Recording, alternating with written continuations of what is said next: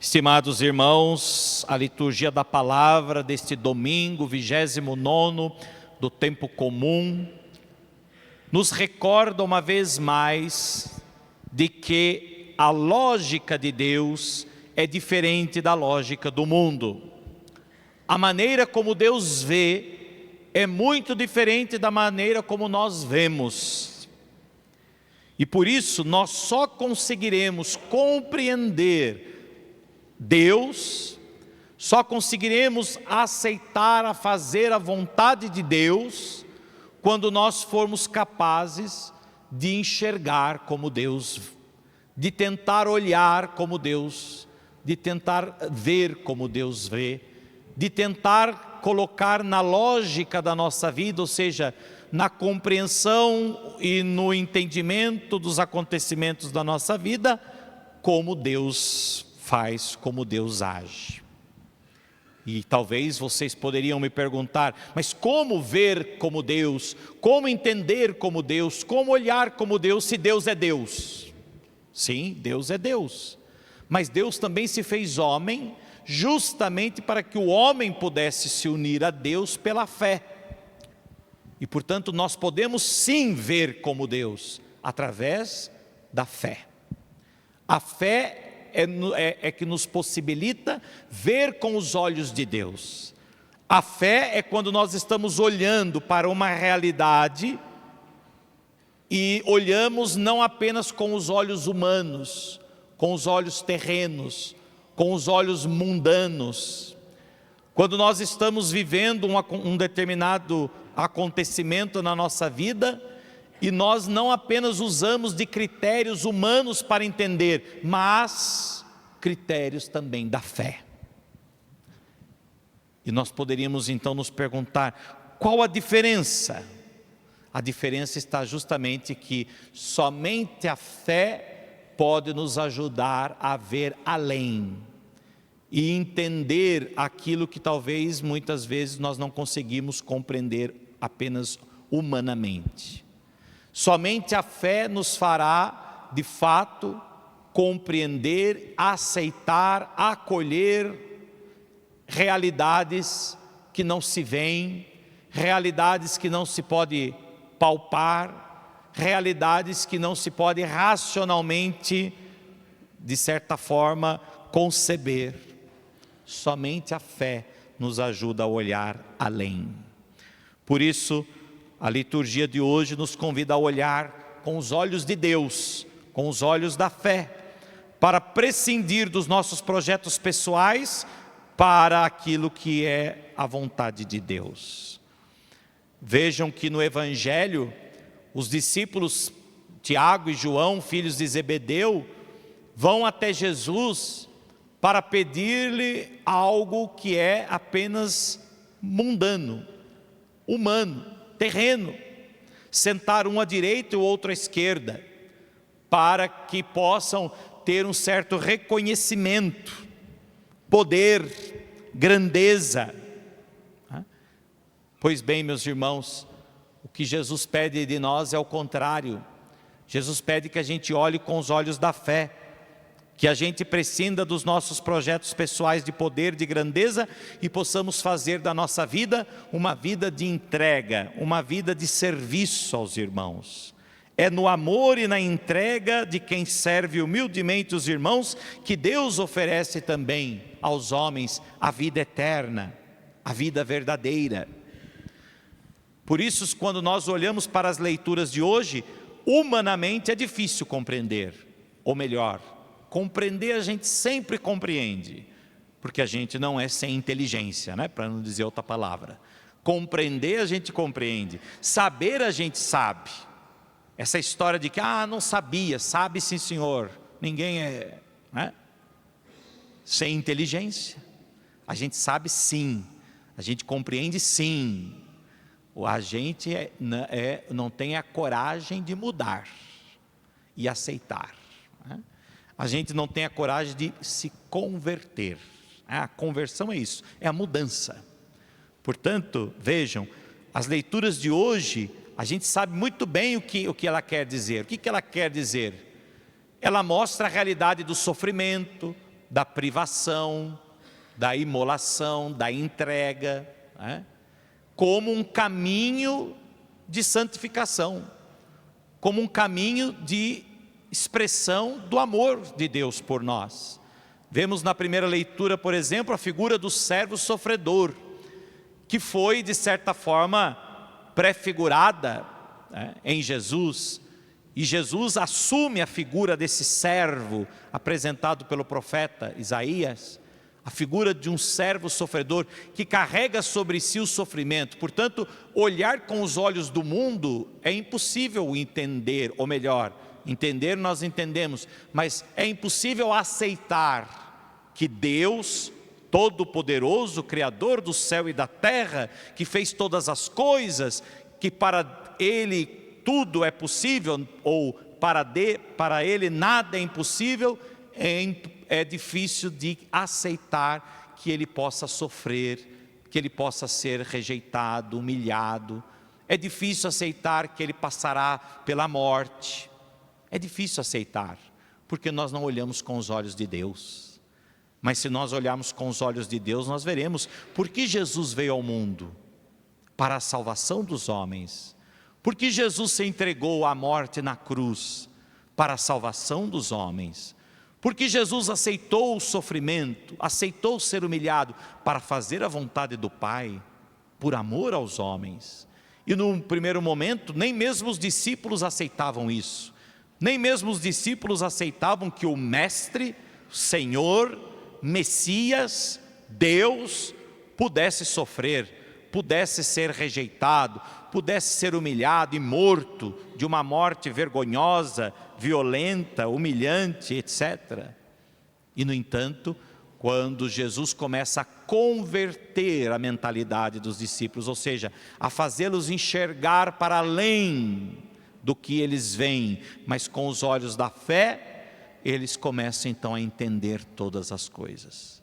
E Jesus mostra que é preciso olhar com os olhos de Deus, o Deus que aceitou esvaziar-se da sua condição divina, o Deus que, sendo Deus, como nós ouvimos na segunda leitura, esvaziou-se de si mesmo, assumindo a condição de escravo, assumindo a condição de homem, se fazendo em tudo igual aos homens, a fim de resgatá-los.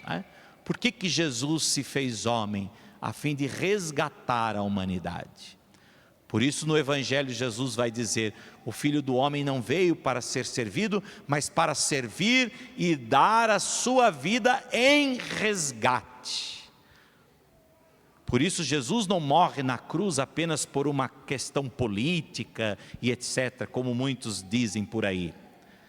Jesus morre na cruz para resgatar a humanidade, que estava condenada à morte eterna.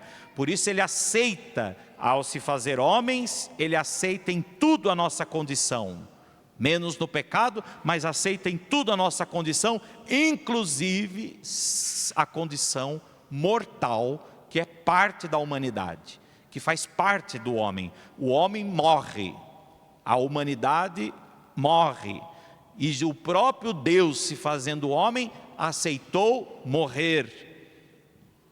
Por isso, há muitos que vivem como se não fosse morrer, há outros que não querem morrer, há outros que têm aversão à morte. Não, a morte é a condição da humanidade. Humanamente falando, a morte, ela é natural, ela é natural. A morte, ela é algo normal, podemos assim dizer. Todos nós vamos morrer. Se tem alguém aqui que pensa que vai, como dizia a minha avó, ficar para semente, que vai ser eterno, mentira. Todos morrem.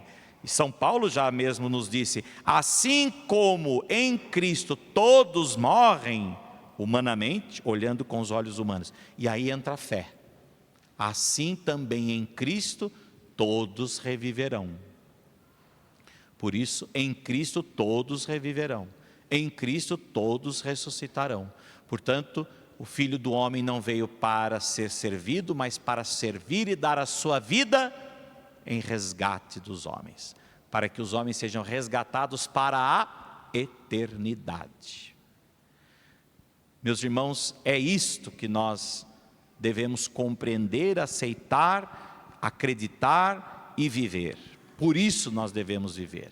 Aí agora vem o final da nossa reflexão, a pergunta dos discípulos a Jesus: Mestre, queremos que faças por nós o que vamos pedir.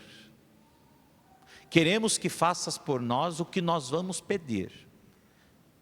E aí nós poderíamos nos perguntar: sabemos o que pedir? Será que sabemos o que pedir? Jesus olhou bem para eles e disse: lá vem, lá vem. Muito bem, o que vocês querem que eu vos faça? Nós queremos sentar um à tua direita, outro à tua esquerda, quando o Senhor estiver na glória, quando estiver no poder, quando o Senhor for o rei de Israel, o Messias. Queremos ficar do seu lado, no reino, olhando com os olhos humanos, né? Jesus falou: vocês querem sentar à minha direita, à minha esquerda, mas vocês poderão beber o cálice que eu vou beber, do sofrimento. Vocês poderão também ser batizados com o batismo que eu vou ser batizado na cruz, com o derramamento do sangue. Sim, nós podemos. Jesus diz: é verdade, vocês vão beber o cálice, vocês vão também ser batizados com esse batismo, até porque lá na frente, né, todos os discípulos foram mortos, foram perseguidos, martirizados como o próprio Jesus, derramaram o seu sangue como Cristo. Portanto, Jesus já adiantou: sim, é verdade, vocês vão de fato, mas não cabe a mim conceder lugares à direita, à esquerda. Isso é para quem está reservado. E aí os outros 10 se incomodam, porque se não é esses 2, pode ser um de nós. Então todo mundo fica incomodado, todo mundo fica bravo, todo mundo fica irritado, porque na verdade todos ainda estavam olhando com os olhos humanos, terrenos ou mundanos. É o mundanismo tomando conta também do coração dos discípulos, e não a fé. Mas, diante dessa pergunta, nós também deveríamos refletir algo para a nossa vida. Nós também rezamos e pedimos muitas coisas a Deus, não é verdade? E o que nós estamos pedindo a Deus também? Será que nós estamos pedindo de acordo com a nossa fé ou de acordo com a nossa visão apenas humana das coisas? A nossa visão apenas limitada das coisas. Um exemplo para a gente entender melhor isso: é como se a gente grudasse o nariz no muro, num pequeno muro de apenas uns 2,15 metros, 2,5 metros que seja, algo que a gente pode facilmente pular. Ou então um muro que tenha uma largura aí de 1,5 metro, 2 metros, que facilmente a gente só contornar, mas quem gruda o nariz no muro não vai ver que é possível contorná-lo, não vai ver que é possível pular. Quem fica com o nariz grudado no muro só vai enxergar o muro e nada mais além. Pois bem, assim somos nós, quando nós olhamos para o que temos grudado nos olhos. Então, por exemplo, os desejos, não só desejos da carne, mas não só desejos da carne ligados à questão da própria sensualidade, sexualidade, mas desejos humanos, desejos da mundanidade, ou os problemas. Tem gente que gruda o nariz naquele problema, só vê aquele problema, ele não consegue enxergar além, ele não consegue ver nem as outras possibilidades que ele tem diante dele, na amplitude da vida. Ele não consegue enxergar nada, porque ele está grudado no problema, no muro do problema, Ou então as dores, a vergonha, as mágoas. Às vezes a gente se deixa dominar pela mágoa de tal forma que a gente só enxerga a mágoa, só enxerga a ofensa do outro, só enxerga a mágoa do outro, não consegue enxergar além, porque está grudado no muro. Desilusões, paixões, e não são superadas. Por que não são superadas? porque a gente não tem muitas vezes a coragem, a capacidade de se afastar e ver que é possível outros meios, é possível contornar o muro, mas não, ficamos ali, grudados no muro. E aí quando nós vamos rezar, como é que a gente reza? Se a gente está grudado ali só naquela realidade, se eu estou grudado ali só nos desejos, como que eu rezo? O que eu peço a Deus? Desejos. Eu peço a Deus a partir daquilo que é aquilo que eu vejo, né? Da minha visão. Portanto, mestre, queremos que faças por nós o que vamos pedir. O que eles pediram? Aquilo que estava grudado na cara deles, poder. Eles só viam poder. Estavam ali com Jesus, seguindo Jesus e mais não sei o quê, mas eles estavam só olhando aquilo, ó, poder, poder, poder, poder. E primeira oportunidade que eles tiveram, mestre, queremos pedir que faças por nós. Queremos, mestre, queremos que faça por nós o que vamos pedir. Nós também às vezes rezamos assim, não é verdade? Nós pedimos a Jesus amor humano. Ai, Senhor, me ajude a arrumar uma pessoa, ajude a arrumar uma pessoa, porque eu quero uma pessoa. Ah, eu agradeço porque o Senhor colocou essa pessoa no meu caminho, essa pessoa. Olha só, pedindo só amor humano, só satisfação, só prazer, é só aquilo que ele vê, ele não vê além. Ou então ele pede até mesmo saúde. Ah, Senhor, cura, tá. A gente deve rezar sim para que Deus nos dê a graça de superar as doenças, mas algumas doenças são humanas, faz parte da natureza. Chega um determinado momento da nossa vida que a gente vai passar por alguma doença, isso é inevitável, né? E ao invés de a gente pedir para ser curado, a gente só fica enxergando a cura, né? Grudado no nariz da doença, só naquilo, e esquece de que pela doença nós podemos também nos santificar. Pela doença também nós podemos oferecer isso a Deus. Pela doença também nós sabemos que possivelmente isso vai nos levar à morte, por que não? É inevitável às vezes. Então que eu olhe além, que eu olhe com os olhos na vida eterna.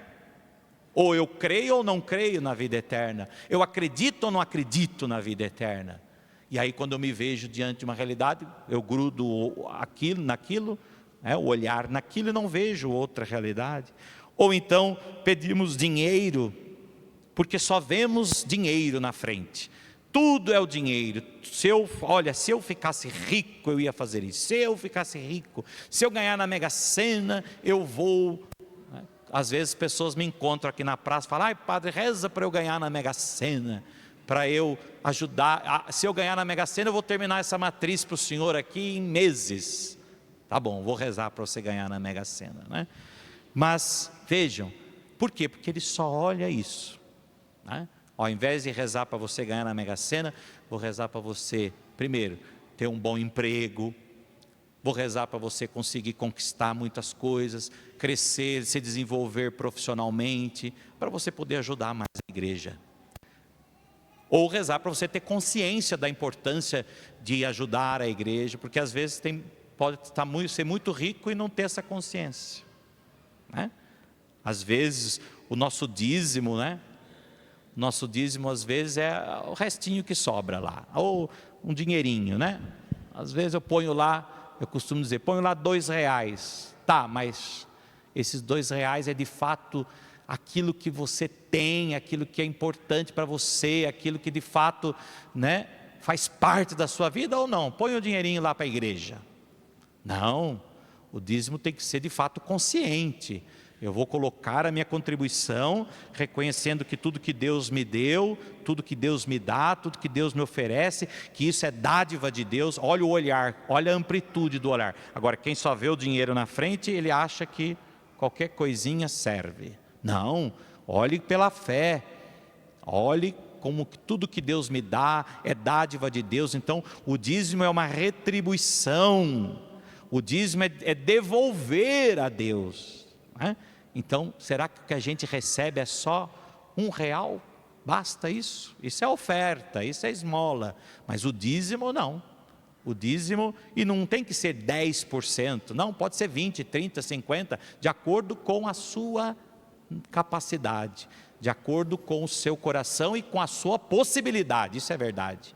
Agora, para aquele que de fato R$2 é algo que vai fazer falta até às vezes, sim, esse é o meu dízimo, isso é de fato aquilo.